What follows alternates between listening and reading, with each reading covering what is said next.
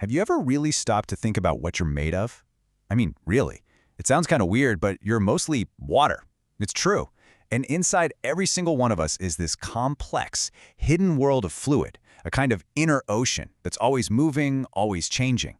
Today, we're going to explore that ocean. We're going to map it out, understand its chemistry, and see how it, literally keeps us alive. So let's dive in.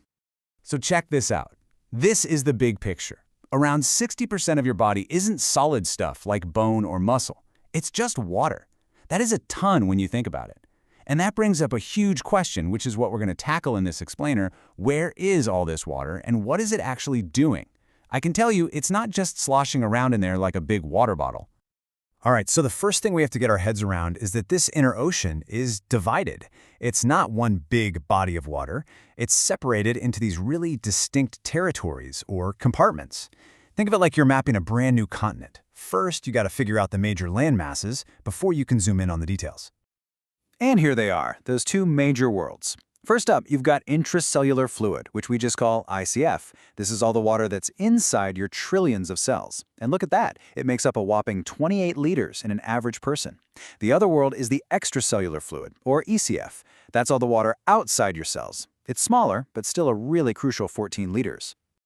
So let's just boil that down to the most important point. The single biggest pool of water in your entire body isn't your blood, it's not the fluid between your organs. It's the massive amount of water held inside every single one of your cells. If you remember one thing about where your body keeps its water, make it this. Okay, so now let's zoom in on that smaller 14-liter world, the extracellular fluid. Turns out it's not just one thing either. It's broken down into a couple of key areas. The vast majority of it is what we call interstitial fluid. That's the liquid that's actually bathing all of your cells. And then a smaller but absolutely critical part is your blood plasma, which is just the liquid part of your blood. Okay, so now we know where all the water is. But here's where it gets really, really interesting. This isn't just pure water. It's more like a complex soup filled with dissolved stuff, mostly electrolytes. And the craziest part is this. The chemical makeup of the water inside your cells is totally different from the chemistry of the water outside your cells. Just take a look at this. It really shows the major differences. The extracellular fluid, the ECF on the outside, is just loaded with sodium and chloride. But then you look inside the cells, at the intracellular fluid, the ICF, and it's the complete opposite. Barely any sodium, but tons and tons of potassium. Believe me, this is not an accident. This chemical divide is one of the most fundamental things about being alive. So here's an easy way to think about it. The fluid outside your cells is kind of like a salty ocean. It's dominated by sodium. But the fluid inside your cells is more like a rich cellular soup where potassium is king. This huge difference between sodium and potassium is literally what allows your nerves to send signals and your muscles to squeeze. It's that important. Now, these electrolytes, they don't just hang out. They create something called osmotic pressure, which is basically what tells water where to go. So the key takeaway here is this. Out in that extracellular ocean, it's mostly sodium and chloride that are pulling on the water. But inside the cell's soup, it's potassium and phosphate that are in charge of keeping the water balance just right.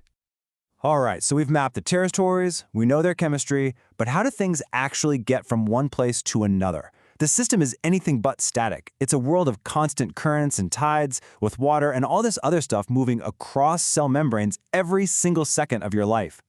And that movement really happens in two main ways. You've got the easy way, which is passive transport. This takes zero energy. Stuff just flows from where there's a lot of it to where there's less of it, kind of like a boat just floating down a river. Then there's the hard way, active transport. This takes a ton of energy, using a molecule called ATP to actually pump things against the current from low to high concentration. That's like trying to paddle that same boat upstream. So what about the water itself? How does it move? Well, water moves through a special kind of passive transport called osmosis. And the rule here is incredibly simple, but it's absolute. Water always moves toward the area that has more stuff, more solutes dissolved in it. Just burn this phrase into your brain. Water follows the solutes. It is the golden rule of fluid balance in the body. So, how on earth does the body maintain that salty ocean on the outside and that potassium soup on the inside? It does it with this incredible little machine, the sodium-potassium pump. This thing is the ultimate example of active transport. It's like a tiny, tireless bouncer at the door of every cell, burning energy to constantly throw sodium out and pull potassium in. It's what maintains that critical difference we talked about. So, how does this all come together in the real world? Well, everything we've talked about, the compartments, the chemistry, the different kinds of transport, it all comes to a head in this one delicate balancing act. And this great balancing act is happening right now in your tiniest blood vessels, the capillaries. The first major force in this balancing act is called hydrostatic pressure. Honestly, this is just simple physics. It's the physical pressure from your heartbeat, the blood inside a capillary just pushing outwards. Think of it purely as a pushing force. It's always trying to filter water and nutrients out of your blood and into the fluid that's surrounding your cells. But there has to be an opposing force, right? Otherwise, all the fluid would just leak out. And there is. It's called oncotic pressure. This is a pulling force, and it's created by big proteins, like albumin, that are stuck inside the capillary because they're too big to get out. These proteins act like little sponges or magnets, creating an osmotic pull that tries to draw water back into the blood vessel.